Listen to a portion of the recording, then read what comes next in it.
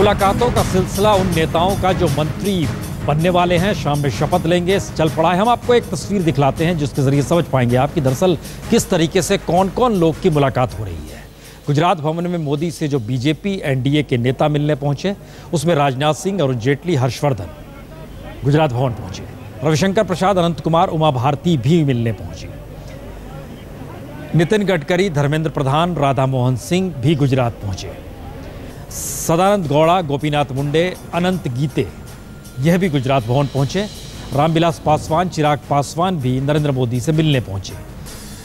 किरण रिजिजू, नजमा हेपतुल्ला, सुषमा स्वराज भी गुजरात भवन पहुंची नरेंद्र मोदी से मुलाकात के लिए। वीके सिंह, निर्मला सीतारमण, संतोष गंगवार, वेंकैया नायडू, राव इंद्रजीत सिंह, पीयूष गोयल और उपेंद्र कुशवाहा भी इस मीटिंग में मौजूद, जो कि पहुंचे हैं गुजरात भवन। और इस मुलाकात के सिलसिले में कैसे किस तरीके से हलचल, पहले अमिताभ के पास सीधे। अमिताभ बताइए और दिखाइए क्या स्थिति है वहां पर। देखिए, स्थिति प्रसून ये अनूठा प्रयोग था, कम से कम भारत की राजनीति में कम से कम इतने 60 सालों में कभी नहीं देखा गया होगा कि जो प्रधानमंत्री मोदी की कैबिनेट पर पड़े रहस्य से पर्दा अब हट गया है और तमाम वो मंत्री जिन्हें उनकी मंत्रिमंडल में शामिल होना है वो अब गुजरात भवन पहुंच चुके हैं। आज सुबह तक किसी भी नेता को यह अंदेशा भी नहीं था कि किसे कॉल आएगी, किसे कॉल नहीं आएगी, लेकिन अब सुबह में आनन फानन में जब गुजरात भवन से तमाम सांसदों के घर फोन जाने लगे कि अब तुरंत गुजरात भवन पहुंचिए, तो उनके चेहरे पर हर्ष देखते ही बनता था। कम से कम 2 दर्जन बीजेपी सांसद यहां पहुंच चुके हैं, जिसमें राजनाथ सिंह, सुषमा स्वराज, अरुण जेटली समेत कई ऐसे नाम हैं जिनको लेकर लोग हो सकता है कि आश्चर्यचकित हों कि ये राज्यसभा में भी नहीं है, न लोकसभा में इन्हें मंत्री बनाया गया है। लेकिन नरेंद्र मोदी ने कल ही कह दिया था कि मिनिमम गवर्नमेंट मैक्सिमम गवर्नेंस के तहत उनकी सरकार काम करेगी और तमाम मंत्रालयों को मिला जाएगा। तो जाहिर तौर पर मंत्रालयों को मिलाने की बात भी चल रही है और साथ ही साथ कम से कम 2 दर्जन मंत्री अगर यहां पर नजर आ रहे हैं तो जाहिर तौर पर पूरे देश को प्रतिनिधित्व मिले न मिले, काम करने वाले लोगों को लगता है नरेंद्र मोदी मौका देंगे। लेकिन ऐसा पहली बार हुआ है कि सांसदों को राष्ट्रपति भवन से पहले ऐसी बैठक का दौर शायद आज के पहले भारत के इतिहास में, राजनीति के इतिहास में मंत्रिमंडल बनने में शायद कभी नहीं हुआ होगा। कैमरामैन योगेश के साथ अमिताभ सिन्हा, दिल्ली, आज तक। स्थिति दिखलाते हैं। संजय, मुरली मनोहर जोशी जी को फोन नहीं किया, आप जरा बताइए, उनके घर पर आप मौजूद हैं, क्या स्थिति है? भाजपा के वरिष्ठ और बुजुर्ग नेता मुरली मनोहर जोशी का आवास 6 रायसीना रोड। फिलहाल यहां सन्नाटा पसरा है। जोशी जी खुद बहुत दुखी हैं क्योंकि जो मंत्री बनने वाले नेता हैं बीजेपी के सांसद, वो तमाम गुजरात भवन जा रहे हैं नरेंद्र मोदी के साथ चाय पीने के लिए, मंत्रिमंडल पर चर्चा करने के लिए। लेकिन फिलहाल डॉक्टर जोशी के पास ना कोई निमंत्रण आया, ना उन्हें चाय पर बुलाया गया, ना उनके पास गुजरात भवन आने के लिए कोई दावतनामा आया है। वो इंतजार करते रहे, लेकिन उनके पास फिलहाल कोई आमंत्रण नहीं है। पिछले 3-4 दिनों से डॉक्टर जोशी का नाम कभी लोकसभा अध्यक्ष के तौर पर उछला है, कभी योजना आयोग के उपाध्यक्ष के रूप में, लेकिन नाम उछलते हैं लेकिन वापस गिर जाते हैं, बात सिरे नहीं चढ़ पाती। इसकी वजह हम जानना चाहें तो एक वजह तो ये भी है कि पिछले साल भर से नरेंद्र मोदी के खिलाफ मोर्चा खोले हुए डॉक्टर जोशी को शायद इसका खामियाजा भुगतना पड़ रहा हो। दूसरी बात कि संघ का यह दिशा निर्देश है कि 75 से ऊपर का कोई मंत्री नहीं बनना चाहिए। खुद नरेंद्र मोदी ये चाहते हैं कि उनका मंत्रिमंडल ऊर्जा से भरपूर हो, नौजवानों से भरपूर हो, लिहाजा उन्होंने तमाम युवा और नए चेहरे लिए हैं। फिलहाल तीसरी एक और वजह ये हो सकती है कि जिस तरह से मुरली मनोहर जोशी ने अपने कार्यकलाप से और बाकी सारी चीज़ों से बहुत ज़्यादा खुश नहीं नजर आते हैं नरेंद्र मोदी। फिलहाल डॉक्टर जोशी को इसी का भरोसा है कि शायद उनके भी दिन फिर जाएं और उन्हें भी कोई मंत्रिमंडल में या सरकार में अच्छा पद मिले। उम्मीद पर दुनिया कायम है, देखते हैं जोशी जी की उम्मीद कब रंग लाती है। कैमरामैन अशोक भनोट के साथ संजय शर्मा, दिल्ली, आज तक। अमिताभ, 2 पोस्टर लगे हैं 6 रायसीना रोड में, जहां पर मुरली मनोहर जोशी जी का घर है, हम वो देख भी रहे थे और संजय बता भी रहे थे कैसे सन्नाटा पस रहा है। एक सवाल, क्या इस पूरे मंत्रिमंडल की सूची पर आखिरी सहमति संघ परिवार की लगी है? और वो संघ परिवार जिसे मुरली मनोहर जोशी सोचते थे सबसे निकट के वही है। देखिए, सहमति सबकी ली गई है, सारे नेताओं से चर्चा की गई है। लालकृष्ण आडवाणी से मिल चुके थे मोदी, मुरली मनोहर जोशी से मिल चुके थे मोदी।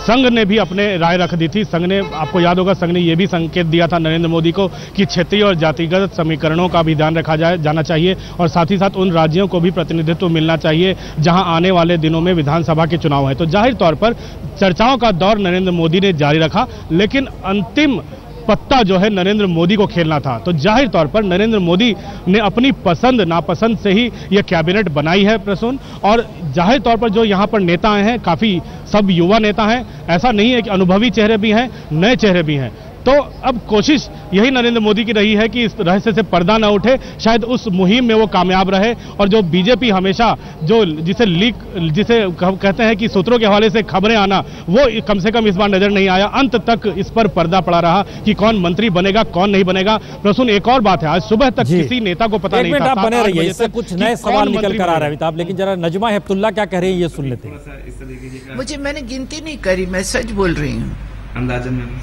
अंदाजे में लगाती नहीं।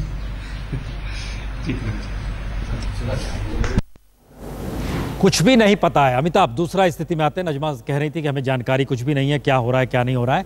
लेकिन हम आपसे एक सवाल जानना चाहेंगे, अगर हर चीज को प्रतिनिधित्व दिया जा रहा है, हम खोज रहे थे अहलुवालिया को, वह जाहिर है एकमात्र सरदार है जो कि बीजेपी के दौर में है, बंगाल से जीत कर आए हैं, बंगाल की नुमाइंदगी भी और एक कम्युनिटी की नुमाइंदगी भी, उनको हम कहीं क्यों नहीं देख पा रहे हैं? देखिए, कई ऐसे नाम है प्रसून। एस अहलुवालिया एक पुराने नाम है, संसदीय कार्य मंत्री भी रह चुके हैं, 4 बार राज्यसभा में और इस बार लोकसभा में आ गए हैं। तो राजनीतिक अनुभव भी उनका बहुत ज्यादा रहा है। मुख्तार अब्बास नकवी जो पार्टी के उपाध्यक्ष हैं, वो भी उम्मीद लगाए बैठे थे, वो भी पिछले 13 महीनों की सरकार में मंत्री रह चुके हैं। तो कई ऐसे लोगों की उम्मीदों पर पानी फिरा है प्रसून। राजीव प्रताप रूडी बिहार से आते हैं, वो पहले भी मंत्री रह चुके हैं। तो तमाम, कीर्ति आजाद उम्मीद लगाए बैठे थे। तो तमाम नेता ऐसे हैं जो उम्मीद लगाए बैठे थे, लेकिन अंतिम फैसला नरेंद्र मोदी ने किया है। संघ की मुहर लगे न लगे, नरेंद्र मोदी की मुहर साफ नजर आ रही है प्रसून। क्या यह माना जाए कि यह पूरा मंत्रिमंडल ही इस वक्त गुजरात भवन में मौजूद है जिसे शाम में शपथ लेनी है? बिल्कुल प्रसून, ये सीधी बात है। मैं आपको बता दूं, सुबह 8 बजे तक तमाम नेताओं से मुलाकातें भी हुई हैं, फोन पे बातें भी हुई हैं। तब तक किसी को अंदाजा नहीं था, बिल्कुल कत्ल की रात जिसे कहते हैं वो पिछली रात थी, क्योंकि सबको उम्मीद थी कि देर रात तक कम से कम एक टेलीफोन आ जाएगा राष्ट्रपति भवन से कि आपको शपथ लेनी है। ऐसी कोई कॉल नहीं आई। आज सुबह में संगठन महामंत्री रामलाल के दफ्तर से रामलाल ने सबको फोन करके कहा कि अगले कुछ क्षणों में आप लोग गुजरात भवन पहुंचिए। उन्हें तैयार होने तक का वक्त नहीं दिया गया। आनंद फानन में तमाम नेता 15 से 20 मिनटों में दिल्ली में जहां थे वो गुजरात भवन पहुंचे हैं नरेंद्र मोदी से बैठक करने के लिए। तो जाहिर तौर पर जिन्हें मंत्री बनना है उन्हें यहां पर बुलाया गया है और कम से कम 33 के आसपास मंत्री, 33 से 35 मंत्री आज हो सकता है शाम को शपथ लें। ओके, हम आपके पास आते हैं जरा। एक चीज राजीव डोगरा जी, हम यहां पर एक चीज जानना चाहेंगे। जो धारणा बीजेपी को लेकर, जो धारणा संघ परिवार को लेकर, जो धारणा नरेंद्र मोदी को लेकर राष्ट्रीय अंतर्राष्ट्रीय तौर पर रही, क्या जनादेश मिलने के बाद राष्ट्रीय भावना तो जनादेश के साथ जुड़ जाती है, अंतर्राष्ट्रीय सोच भी उस रूप में बदलनी पड़ती है या बदल जाती है? देखिए, सरदार पटेल ने कहा था कि जो बलवान होता है उसी की बात सुनी जाती है। तो जो जनादेश है वो काफ़ी बलवान जनादेश है मोदी जी के फेवर में। तो इससे जो इशारा है वो साफ है अंतर्राष्ट्रीय समुदाय के लिए भी, और जनरली जैसे स्टॉक मार्केट में उछाल आया है, उस स्टॉक मार्केट में सिर्फ हिंदुस्तानी तो नहीं इन्वेस्ट कर रहे, फॉरेन इंस्टीट्यूशंस इन्वेस्ट कर रही हैं और काफ़ी धड़ल्ले से इन्वेस्ट कर रही हैं। तो इसका मतलब ये है कि कॉन्फिडेंस आ गया है इंडियन इकोनॉमी में और कॉन्फिडेंस आ गया है मोदी जी की पॉलिसीज़ में। एक बात तो ये है, पर इसका मतलब ये नहीं है कि मोदी जी के बारे में सब पॉजिटिव चीज़ें ही सुनी जा रही हैं, क्योंकि कई चीज़ें हमारे यहाँ कही जाती हैं पॉलिटिकल रीजंस के कारण कि जिससे विरोध कर रही है। कैसे देखते हैं आप? गलत इंप्रेशन भी हो सकता है। अब आप पाकिस्तान की कमेंट्री सुने, पाकिस्तान कमेंटेटर्स को सुने, तो ऐसा लगता है कि काफ़ी नेगेटिव इंप्रेशन है जो परसिस्ट करता है। तो थोड़ी तो मुश्किलें रहेंगी। अगर ये बिल्कुल ही स्मूथ चीज़ होती तो भारत भी कहाँ का कहाँ 1 महीने में पहुँच जाता और मोदी जी का भी इम्प्रेशन 100 आउट ऑफ 100 हो जाता। तो थोड़ी मुश्किलें रहेंगी, मुश्किलें आती भी रहेंगी।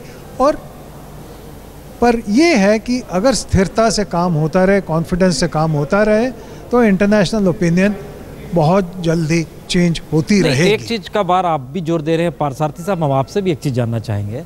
आपने भी जोर दिया कि जो बेसिक ज़रूरत है शायद भारत के भीतर भी, आपने जिक्र किया वहाँ पर बिजली का मसला आपने उठा दिया। जाहिर है अब वहाँ भी एक युवा तबका खड़ा हो चला होगा, मिडिल क्लास का विस्तार हो गया होगा पाकिस्तान के भीतर भी, वो कश्मीर को भूलना चाहेगा। लेकिन हम लोगों के जहन में एक बार बार एक सवाल उठता है कि ये समूचा रास्ता जा किधर रहा है? क्या ये मार्केट की तरफ जा रहा है, या ये रास्ता है क्या जो अंतर्राष्ट्रीय हमारी जो विदेश नीति है, अब ये रास्ता किधर जाएगा मोदी की अगुवाई में? देखिए, भारत के छवि पर जो बिगड़ा है, इसके दो कारण हैं। सबसे पहले बिगड़ती हुई आर्थिक स्थिति। एक सारी दुनिया में उम्मीद ये थी कि भारत एक उभरता हुआ आर्थिक शक्ति है, और जिस तरह से अपनी अर्थव्यवस्था को हमने खुद बिगाड़ा, इससे काफ़ी लोग, और सिर्फ सरकार ही नहीं, जो हमारे के अनुसार है वो लोग जाएंगे।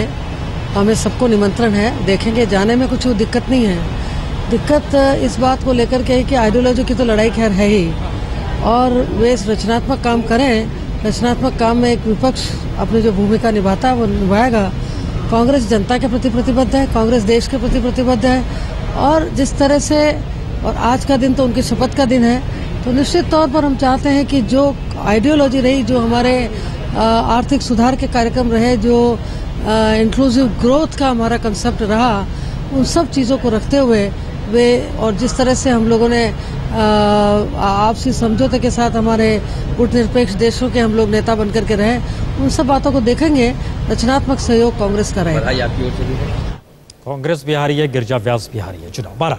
लेकिन इन सब के बीच नजमा हेपतुल्ला हमारे संवाददाता सिद्धार्थ के साथ इस वक्त मौजूद है। सिद्धार्थ, जरा बात कीजिए। हमारे साथ हैं बीजेपी की जानी मानी नेता नजमा हेपतुल्ला जी, जिनको मोदी जी कैबिनेट में शामिल कर रहे हैं। आइए उन्हीं से बात करते हैं।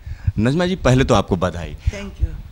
नजमा जी, क्या जो है मोदी जी ने आपको कहा, क्या बताया?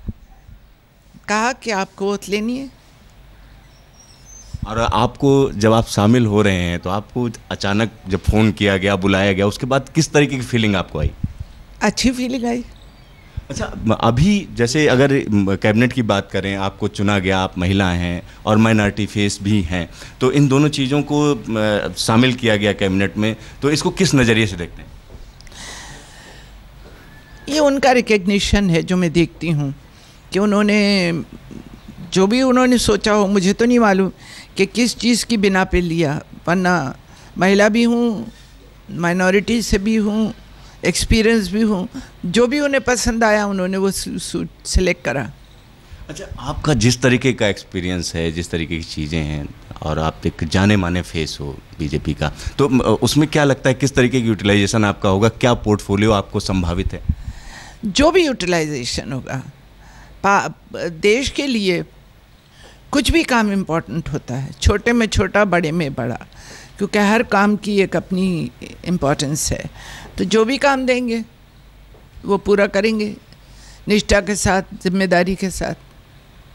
अच्छा, इस जो ओथ टेकिंग सेरेमनी है एक तरीके से काफ़ी भव्य की गई है, साथ ही साथ कई राष्ट्राध्यक्ष बुलाए गए हैं, तो इससे क्या लगता है आपको, भारत पाक के संबंध या और भी संबंध सुधरेंगे? देखिए, नरेंद्र भाई ने जो कदम उठाया वो बहुत सराहनीय कदम है, और हमने देखा कि पाकिस्तान ने हमारे मछुआरों को छोड़ दिया, सैकड़ों जेलों में वहाँ बंद थे, श्रीलंका ने भी छोड़ा, तो ये गुड जेस्चर है नरेंद्र भाई की तरफ से, जिसका रिस्पांस मिला। अब आइंदा भी वो टेररिज्म के ऊपर बंदिश लगाएं, हमारे सरहदों के ऊपर टेररिस्ट न भेजें, तो मैं समझती हूँ कि ज़्यादा अच्छा होगा। अच्छा, बांग्लादेशियों का मुद्दा बार बार उठाया गया चुनाव के दौरान, तो उसको लेकर क्या आप लोग सोचते हैं? अभी बांग्लादेश हम नहीं जा रहे हैं, हम आज ओथ लेने जा रहे हैं। Thank you ma'am. तो ये थी नजमा हेपतुल्ला जी, जो मोदी की कैबिनेट में शामिल की गई हैं। कैमरामैन विनोद जी के साथ सिद्धार्थ, दिल्ली, आज तक। जी कहना चाहता हूँ, नजमा जी मेरे मेहमान थे जब मैं कौंसल जनरल था कराची में, 1983 की बात कर रहा हूँ। उनके बाद उनका मीटिंग हुआ ज़ियाउल हक से, जो राष्ट्रपति थे। उन्होंने बड़ी अच्छी तौर को उनको कुछ असलियतें समझाई। ये इनके जहन में आज होगी। हाँ, जब ये ज़ियाउल हक से मिली, जो असलियत है उनको बताया और काफ़ी प्रभावित हुए वो। बहुत, जब विदेश मामलों में बड़ी सीधी बोल। तैयारी राष्ट्रपति भवन में कमोवेश पूरी हो चली है, लेकिन इन सब के बीच सूची भी भेजी जा चुकी है जिन जिन को मंत्री पद की शपथ लेनी है। शरद कुमार मौजूद हैं गोपीनाथ मुंडे के साथ। शरद, गोपीनाथ मुंडे के आवास पर बधाई देने वालों का तांता लगा हुआ है। आप देख सकते हैं किस तरह से यहाँ पर पंडाल सजा हुआ है, लोग फूल गुलदस्ते लेकर आ रहे हैं। गोपीनाथ मुंडे अभी अभी आए हैं गुजरात भवन से निकलकर, लोगों से बधाइयाँ ले रहे हैं। सर, क्या बात हुई मोदी जी से? मोदी जी ने सभी मंत्रियों को इनवाइट किया था घर पर, सबको उन्होंने बधाई दी और उन्होंने सबको शुभकामनाएं प्रदान की और सबको चाय पान होने के बाद उन्होंने कहा कि हम सब लोग मिलकर देश का भविष्य बनाने के लिए परिश्रम करें।